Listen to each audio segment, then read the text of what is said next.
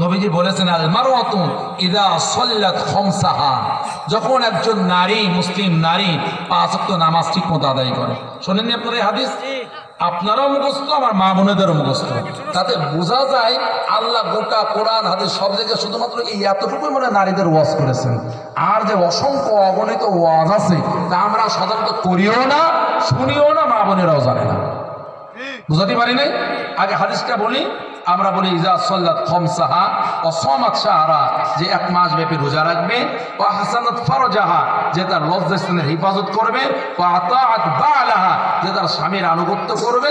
আমরা স্বামীর আনুগত্যের ব্যাপারে খুব ওয়াজ করি। তো শুধু স্বামীর আনুগত্য না, এখানে স্ত্রীদের প্রতি স্বামীর দায়িত্ব আছে।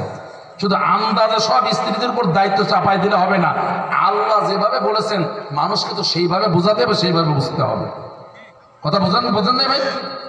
শুধু হাদিস তো এতটুকু না, আরো কোরআন হাদিসে আরো আলোচনা আছে না নাই? ভাইরা আমার, আল্লাহ নবী মহিলাদের কাছ থেকেও বায়াত গ্রহণ করেছেন, তবে হাতে হাত লাগিয়ে নয়, শুধু তাদের কাছ থেকে আনুগত্যের শপথ নেওয়া হয়েছে।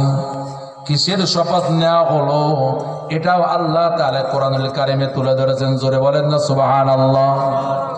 আল্লাহ তাআলা বলেন সূরাতুল মুমতাহিনা, এই সূরার 12 নম্বর আয়াতে বলেন, ইয়া আইয়ুহান নবী ইযা জাআকাল মুমিনাতু ইউবাইউনাকা আলা আল্লা ইউশরিকনা বিল্লাহি শাইআ। আল্লাহ তাআলা তার নবীকে ডাকলেন, বললেন, প্রিয় নবী গো, আপনার কাছে যখন মুমিন মহিলা নারীরা আপনার কাছে আসবে, আপনি তাদেরকে বায়াত দিবেন, বায়াত গ্রহণ করবেন।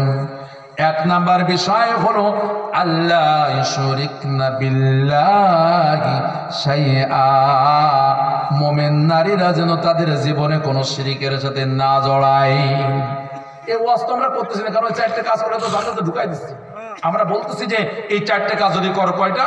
5 ওয়াক্ত নামাজ, মাসের রোজা, আর লজ্জাস্থানের হিফাজত, আর স্বামীর গা টিপা, পা টিপা, মাথায় পানি দেওয়া, গালে তোলায় ভাত খাওয়াই দেওয়া, সব করবা।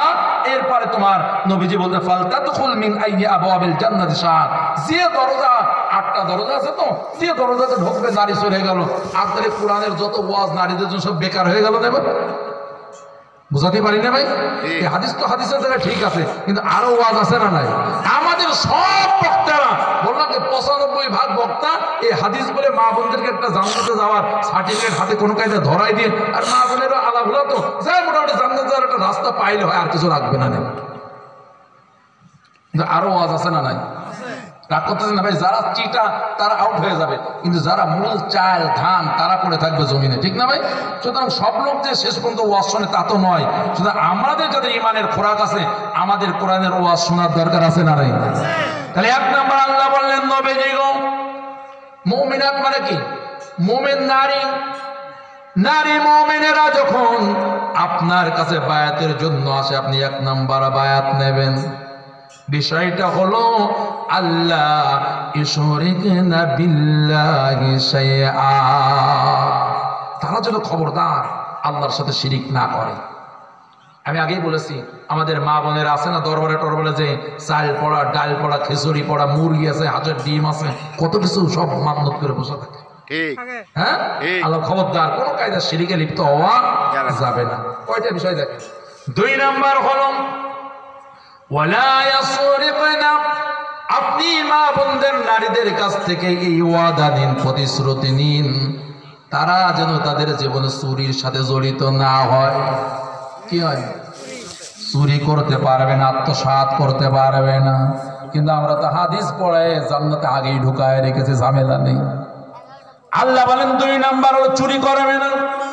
এই আয়াত যখন নাজিল হলো, হিন্দা রাদিয়াল্লাহু তাআলা আনহা, তিনি তখন মুসলমান হয়ে গেছে। তিনি বলতেছেন, নবীজি গো, আমার স্বামী আবু সুফিয়ান একটু কৃপণ ধরনের মানুষ, আমি কি তার পকেট থেকে কিছু টাকা পয়সা নিতে পারবো নাকি? সব এরকম চুরি করা লাগে না একটু স্বামীর পকেট থেকে? মাঝে মাঝে কথা বলেন, হাতড়ানো লাগে কিনা? তো নবীজির কাছে বলতেছেন যে আমার স্বামীর একটু কৃপণ, টাকা পয়সা দিতে চাই না। তাই এখন কি ওই জায়গায় চুরি করলে কি চুরির আওতায় পড়বে? সেটা জানা লাগবে না এটা? মা বোনদের খুব ভালোভাবে জানা, কেন অনেক মা বোন আছে জামা করে রাখলি পকেট ঝাড়া সারা, আর অনেক সময় পকেটে টাকা গুনে রাখা হয় না, ও হিসাবও থাকে না। কথা কি বুঝতেছেন আপনারা ভাই? আর তারা হিসাব করেই নেয় না ধরতে পারে। তো মা বোনদের জন্য বিষয় হলো নবীজি সমাধান দিয়েছে, বলতেছেন হ্যাঁ নিতে কোনো নিষেধ নেই, ততটুকু নেওয়া যাবে যতটুকু বাস্তবিক প্রয়োজন আছে, কিন্তু দিচ্ছে না।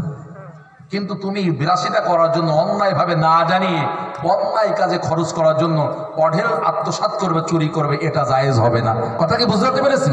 আপনার যেটা ইমার্জেন্সি প্রয়োজন কিন্তু দিচ্ছে না, এমত অবস্থায় অতটুকু নেওয়া যাবে যেটুকু বাস্তব প্রয়োজন, এর বাইরে অতিরিক্ত তার অনুমতি ব্যতি রেখে তার সম্পদ নেওয়া যাবে না। কতটুকু নেওয়া যাবে যেটা বাস্তবে প্রয়োজন, কিন্তু দিচ্ছে না, কিন্তু দিচ্ছে না। তাই 2 নম্বর আল্লাহ নবীকে বললেন যে আপনি ই করুন, বায়াত নিন, কি করবে না? 1 নম্বরে কি করবে না? শিরক করবে না। 2 নম্বর কি? চুরি করবে না। বুঝতেছেন আপনারা? এই ওয়াজ কি সাধারণত আমাদের সমাজে করা হয়? বলেন তো ভাই, আমি কি ভুল বলতেছি? খুব কম করা হয়, করলেও খুব কম করা হচ্ছে। 3 নম্বর আল্লাহ বললেন ওয়ালা ইয়াসনিন।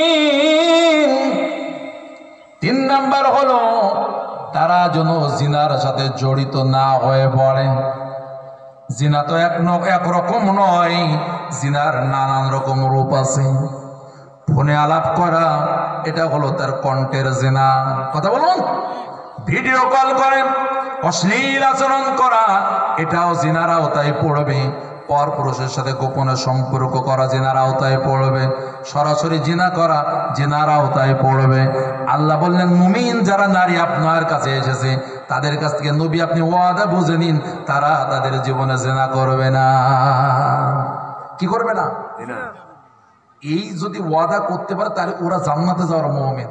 বুঝতেছেন আমার কথা? কয়টা বললাম? 3টা। 1 নাম্বার শিরিক করবে না, 2 নাম্বার চুরি করবে না, 3 নাম্বার জিনার সাথে জড়িত হবে না। 4 নাম্বার হলো ওয়ালা ইয়াকতুলনা আওলাদাহুন্না, আরবি ওদের বলে দিন তারা যেন তাদের সন্তানগুলোকে হত্যা না করে।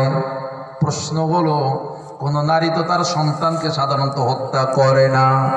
আল্লাহ বুঝালেন বৈধ অবৈধ কায়দায় তার পেটের সন্তানকে যেন সে নষ্ট করে না ফেলে। আমাদের সমাজে এমন অনেক দাম্পত্য জীবনের মানুষ রয়েছে যারা আগে থেকে 2টা মেয়ে আছে, 1টা মেয়ে আছে বা 3টে মেয়ে আছে, আবার চেক করে দেখলো যে আল্ট্রাসোনোগ্রাম করে দেখলো যে আবার মেয়ে হওয়ার সম্ভাবনা, বলে যে না ও মেয়ে চাই না, নষ্ট করে দেয়। স্বামী স্ত্রী 2 জন পরামর্শ করে নষ্ট করে দিল, এটাকে বলা হচ্ছে সন্তান হত্যা করা। আমি বুঝাতে পেরেছি আপনাদেরকে? আল্লাহ বলেন খবরদার, আমি আল্লাহর পক্ষ থেকে যে সন্তান দেওয়া হয়েছে বান্দা, এটা তুমি তৈরি করতে পারো না। কেননা দেখো না কত কোটিপতি বিলিয়ন বিলিয়ন টাকা পয়সার মালিক, কিন্তু সন্তান নেই। কি আছে না নাই? কথা বলেন। সম্পদের উত্তরসূরি হবে এরকম নাই। সন্তান তো টাকা পয়সা দিয়ে বানানো যায় না। সন্তান দেন কি? আল্লাহ। আরো জোরে বলেন সন্তান কে দেন? আল্লাহ তাআলা দেন। এই জন্য এই সন্তানকে হত্যা করতে আল্লাহ নিষেধ করে দিচ্ছেন। জোরে বলুন না সুবহানাল্লাহ। বন্ধুরা আমার, এই জন্য আল্লাহ তাআলা বলেন শোনো বান্দা, লিল্লাহি মুলকুস সামাওয়াতি ওয়াল আরদ ইয়াখলুকু মা ইয়াশা। ও বান্দা শুনে রাখো, আসমান জমিনের রাজত্বের মালিকানা একমাত্র আমি আল্লাহ তাআলার জন্য। সুবহানাল্লাহ, একটু আসতে বলেন। ইয়াখলুকু মা ইয়াশা, সব ক্ষমতা যেহেতু আমার হাতে, ওই মায়ের গর্ভের 3 ধরনের অন্ধকারের মাঝে আমি আল্লাহ তাআলা সেখানে আমার যা ইচ্ছা হয় আমার ইচ্ছা মতো সন্তান তৈরি করি। আল্লাহ আবার বলেন শোনো বান্দা, ইয়াহাবু লিমান ইয়াশাউ ইনাফা, আমি ওই মায়ের গর্ভের মাঝে যাকে ইচ্ছা শুধু কন্যা সন্তান দান করি। তাহলে কোন নারীর গর্ভে 1 না একাধিক না 10টাও যদি কন্যা সন্তান হয়, এখানে নারীর কোনো দোষ নাই। ওই সন্তান যিনি সৃষ্টি করেছেন তিনি তো মায়ের গর্ভে কন্যা সন্তান দান করেছেন। এ কথা কার? আল্লাহ। যদি আমরা একদম নিরেট মূর্খ আহাম্মক জাহেল না হই, তাহলে সন্তান মেয়ে হওয়ার কারণে কোন স্বামী তার স্ত্রীকে দায়বদ্ধ করতে পারে না। কথা বলুন না কেন? আল্লাহ বলতেছেন আমি আল্লাহ যাকে চাই তাকে মেয়ে সন্তান দান করি। 2 নম্বর আল্লাহ তাআলা বলেন বান্দা শোনো, শুধু তাই নয়, ওয়াহাবু লিমান ইয়াশাউ যুকুর, আবার আমি যাকে ইচ্ছা কোনো মেয়ে দিই না, শুধু ছেলে সন্তান দিই। এরকম মানুষ আছে না নাই? শুধু ছেলের বাপ আছে না নাই? আবার কিছু লোক আছে শুধু মেয়ের বাপ ছেলে নাই। আল্লাহ বলেন শুধু ছেলে সেটা আমি দিই, শুধু মেয়ে ওটা আমি আল্লাহ দিই। আবার আল্লাহ তাআলা বলেন শুধু তাই নয়, আও ইউযাউমিজুহুম যুকরানা ওয়া ইনাসা, আমি আল্লাহ যাকে ইচ্ছা আবার ছেলে মেয়ে উভয় দান করি। সুবহানাল্লাহ বলেন না, শয়তান জায়গা হবে না। তাহলে আল্লাহ কি বললেন? ছেলে দিই শুধু, মেয়ে দিই, ছেলে মেয়ে সব। আর যাদেরকে না দিই, এইদেরকে না দেওয়ায় ঠেকাই কি? এটা আল্লাহ ওটা আমি ঠেকাই। আল্লাহ তাআলা বলেন শুধু তাই নয়, ওয়ায়াজআলু মাইয়াশাউ আকিমা, আমি আল্লাহ যাকে ইচ্ছা নিঃসন্তান করে রাখি, কোনো সন্তান দেই না। আল্লাহ সিস্টেম কয়টা? জোরে বলেন কয়টা? 1 নাম্বার শুধু মেয়ে দেন। আল্লাহ বলেন আমি আল্লাহ যেহেতু সৃষ্টি করি, যাকে ইচ্ছা শুধু ছেলে দেই, আমি আল্লাহ যাকে ইচ্ছা ছেলে মেয়ে উভয় দান করি, আবার যাকে ইচ্ছা তাকে কিছুই আমি দেই না। ক্ষমতা তো আল্লাহর কাছে, তা আপনার স্ত্রীর কি দোষ আছে এখানে? বলেন, কথা বলেন না কেন? কোন দোষ আছে এখানে? না। সন্তান ছেলে হোক আর মেয়ে হোক, এই ব্যাপারে আপনার স্ত্রীর কোন দোষ নেই, কারণ এটা সৃষ্টি করেন হলো আল্লাহ তাআলা। ঠিক না ভাই? কথা বলুন। ঠিক। তাহলে ওই মায়ের গর্ভে যে সন্তান আছে তা জন্মের আগেই নষ্ট করে ফেলা, এটা হলো সন্তান হত্যা করা। আল্লাহ বলে কোন মুমিন নারী তার গর্ভের সন্তান নষ্ট করবে না, হত্যা করবে না। কয়টা হলো? শুনতেছেন তো? আচ্ছা আপনারা না শোনেন, আমার মা বোনেরা তো শুনতেছেন। 4টা হয়েছে। আল্লাহ এর ওয়াদা নিতে বলতেছে। নবীজি এবার 5 নাম্বার হলো ওয়ালা ইয়াতিনা বিবুহতানি ইয়াফতারিনাহু বাইনা আইদিহিন্না ওয়া আরজুলিহিন্না। জোরে বলেন সুবহানাল্লাহ। সুবহানাল্লাহ। ওদেরকে আরেকটা কথা বলে দিন, ওরা যেন কারোর বিরুদ্ধে অপবাদ না রটায়। এই অপবাদ রটানোর ব্যাপারে মা বোনদের কোনো জুড়ি নাই।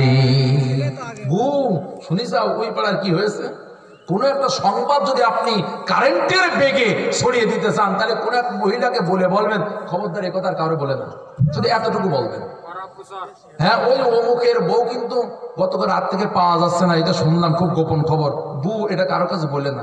এ কথা বলতে দেরি হবে, আপনি বাজারে এসে শুনবেন সারা ইউনিয়নবাসী জানা হয়ে গেছে। কথা বোঝেন না আপনারা? এটা আল্লাহ বলে খবরদার কারোর বিরুদ্ধে অপবাদ রটাবে না। অপরাধ 2 রকম। 1 নম্বর অপবাদ হলো কোন নারীর সতী সাধবী আছে কিন্তু বিদ্বেষ এবং শত্রুতা বশত তার নামে বদনাম রটিয়ে দেওয়া। আল্লাহ বলেন না না, কোন মোমেন নারীর বিরুদ্ধে বদনাম রটাতে পারবে না। 2 নাম্বার হলো ওই মহিলা কোন পর পুরুষের সাথে সম্পর্ক রেখে তার গর্ভে অন্য পুরুষের সন্তান গ্রহণ করে স্বামীর নামে চালিয়ে দেয়, তার মানে হলো অন্য বংশের সন্তানকে স্বামীর বংশে চালিয়ে দিয়ে প্রতারণা করে। আল্লাহ বলেন না না, এই ধরনের কাজ মোমেন নারীরা করতে পারবে না, কোনো অপবাদও দিতে পারবে না।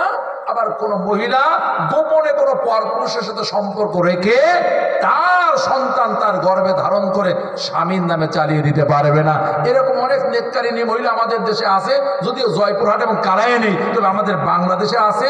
স্বামী বিদেশ থাকে আর সন্তান এসে যাচ্ছে দেশে থাকতে। বুঝতে পারলেন না কথাটা?